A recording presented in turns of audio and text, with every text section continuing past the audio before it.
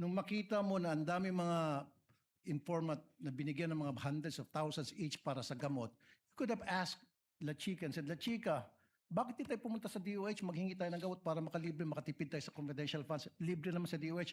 Pag Office of the President maghingi, may budget, meron kayo allocation doon, I'm sure. In fact, sa Davao, ginagawa nyo na yun eh. Sir, that I cannot answer, sir. So again, it defies logic. Hindi po kapani-paniwala ang mga pinagsasabi mo. Sir, for me, it really defies logic. Sayang po yung pagkatalino mo rito. Nasira po yung pagiging isang matalino mong tao.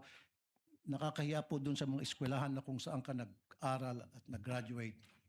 Because ngayon, pinakita mo na nagsasalita ka na para kang, sorry sir, nagtatanga-tangahan. Salamat po sir. Pasensya na sir. Your Honor, with all due respect, Your Honor, I personally take offense of that comment, sir. I actually just did my duty, sir. At the time, sir, I believe na yun po yung kailangan kong gawin bilang isang empleyado po, sir. And I did my work, sir, based on what was tasked of me, sir, including the limitations that I can do to the duty that I will be doing, sir. So you're talking about limitation. Ikaw ang deputy COS, and then malapit ka kay VP Sara, and then pirma mo ang nakasaad doon sa AOM. So karapatan mo po magtanong. Okay? Now, you're talking about taking offense. Paano naman po yung mga taong bayan? They're being offended sa paglulustay nyo ng pera. Lumilita na parang nilulustay ang pera dito eh. Pera ng taong bayan po ito ang pinag-uusapan natin. If you're taking offense, mas lalo pong offended ang napakaraming Pilipino ngayon. Kasi hindi mo pa naibibigay ang tamang sagot. Pero kung naibigay mo ng magandang sagot, logical na sagot, then mawawala po yung sama ng loob ng taong bayan sa inyo.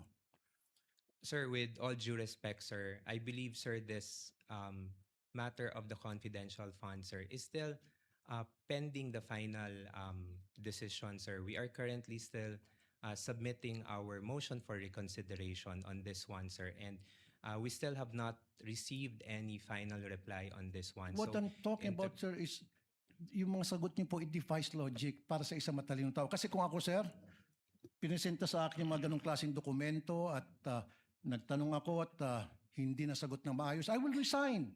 Kaysa naman makulong ako. Kaysa naman maipit ako ngayon tulad nangyari sa'yo at saka mga previous witnesses. Di ba? Dalawa lang yun eh. Patuloy kang magbubulag-bulagan, pirma ka lang ng pirma dyan, nakapikit. Pero, ang consequence yan, maaari kang makulong, maaari kang makasuhan.